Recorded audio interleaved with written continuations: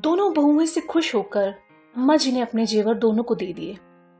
आशा और उषा ने कहा भी कि आप पहनिए, हमारे पास तो गहने हैं। तो अम्मा जी ने कहा, अरे बिटिया, अब तो मैं बूढ़ी हो गई हूं, अब गहने मेरे किस काम के, अब तो ये मुझे चुभते हैं। तुम दोनों नई नवीली दुल्हने हो, तुम पहनो, तुम पर ज्यादा अच्छे लगेंगे। दोनों बहुएं उन्हें खुश करने का कोई मौका न छोड़ती। अम्मा को भी यकीन हो गया कि उनका बुढ़ापा अब अच्छे से कटेगा। क्या हुआ अम्मा जी, आपने ये चादर क्यों हटा दिया? आज सुबह ही तो दूली चादर बिछाई थी मैंने। अभी परबतिया एक बाल्टी पानी और झाड़ू लेकर आई और कमरे को धोकर चली गई। अरे बहू, एक दूसरी चादर लाकर बिछा दे, फिर बताती हूँ, अम्मा जी ने कहा। उषा ने दूसरी चादर बिछा दी। अब तो बताइए अम्मा, उषा ने कहा। अरे ननकू का बेटा मेरे कमरे में घुस गया था और उसकी गेंद मेरे पलंग पर आ गिरी, इसलिए कमरे की सफाई कर इसे शुद्ध करवाया है। तुम लोगों से 1000 बार कहा है कि काम करने वाले के बच्चे को घर के आसपास मत खेलने दो, ऊपर से ये अछूत भी है। कुछ महीने बीते। अम्मा जी को एक भयानक बीमारी ने जकड़ लिया, सारे बदन में घाव हो गया।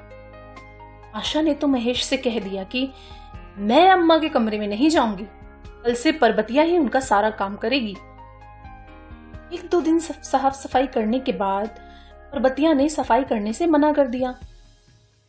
मैं नहीं जाऊंगी अम्मा के कमरे में, मुझे घिन आती है। 2 दिन हो गए कमरे की सफाई किए हुए, कोई तैयार ही नहीं हो रहा था अम्मा की सेवा करने के लिए। अम्मा आशा बहू उषा बहू के रट लगाए रहती, लेकिन कोई ना कोई बहाना बनाकर दोनों बहुएं उनको टाल देती। उषा ने बड़ी बहू आशा से कहा, दीदी, अब मुझसे अम्मा जी का कमरा साफ नहीं किया जाता, इतनी बदबू आती है। हाँ छोटी, ठीक कहती है। मैं सोच रही थी क्यों ना ये बात रधिया से कहा जाए, वो बूढ़ों की सेवा करने के लिए ललायत रहती है। आशा ने कहा, दीदी, अम्मा जी मानेंगी?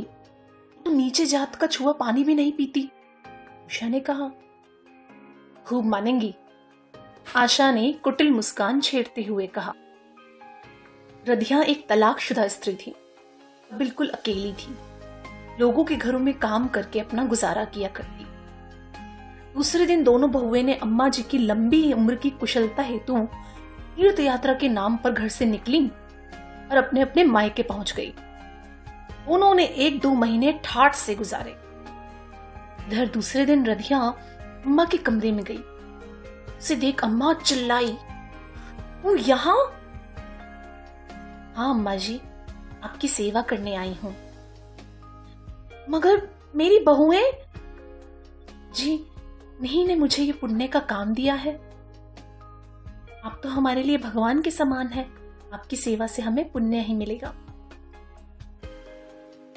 रधिया ने अम्मा के कमरे में जाकर मल मूत्र को साफ किया, पूरे कमरे की सफाई की, उनके घाव धोने, मरहम पट्टी की। जो कमरा बदबूदार था अब वो फिनाइल की खुशबू से भर गया। आज अम्मा जी को सारे रिश्तों की असलियत पता चल गई। आंखों में आंसू भरे एक टक रधिया को देखे जा रही थी। आज उन्हें एहसास हुआ कि वास्तव में अछूत कौन है। अम्मा ने रधिया को खूब आशीर्वाद दिया। धीरे धीरे अम्मा जी की सेहत में सुधार आने लगा। बीमारी ने अम्मा जी को अपने और परायों का अंतर खूब समझा दिया।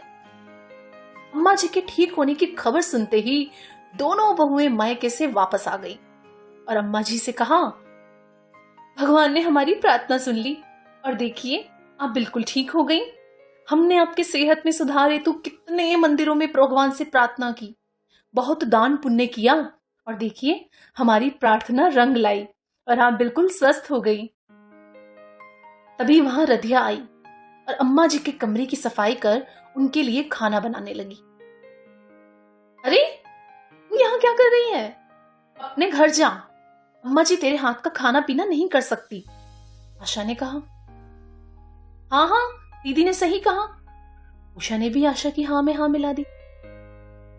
बहू, जब तुम दोनों मुझे छोड़कर मेरी लंबी और स्वस्थ होने की कामना करने अपने अपने मायके गई थी ना, तब इसी ने मेरी सेवा की, मेरे खाने पीने का ध्यान रखा। आज अगर मैं स्वस्थ हूं और जीवित हूं तो सिर्फ रधिया की बदौलत। मैं ही पागल थी जो ऊंच नीच का रोग लगाए बैठी थी, लेकिन अब मेरा पापी मन भी पावन हो गया है। आज से रधिया ही मेरी देखभाल करेगी और मेरी सारी जायदाद की वारिस भी यही होगी। मैंने इसे गोद ले लिया है। आशा और उषा बहू, तुम दोनों मुझसे कह रही थी ना कि तुम्हारे पास गहने हैं जो मैंने तुम दोनों को दिए थे। जाओ, वो गहने लाकर रधिया बेटी को दे दो। देखो, इसकी कलाई, गला, कान सब सूना पड़ा है। अम्मा जी ने कहा। अंतिम बात सुनते ही दोनों बहुएं चक्कर खाकर गिर पड़ी। दोस्तों, कैसी लगी आपको कहानी? इस कहानी का सार यही है कि व्यक्ति कर्म से महान होता है, जन्म या जात पात से नहीं। इसलिए हमें अच्छे कर्म करने चाहिए।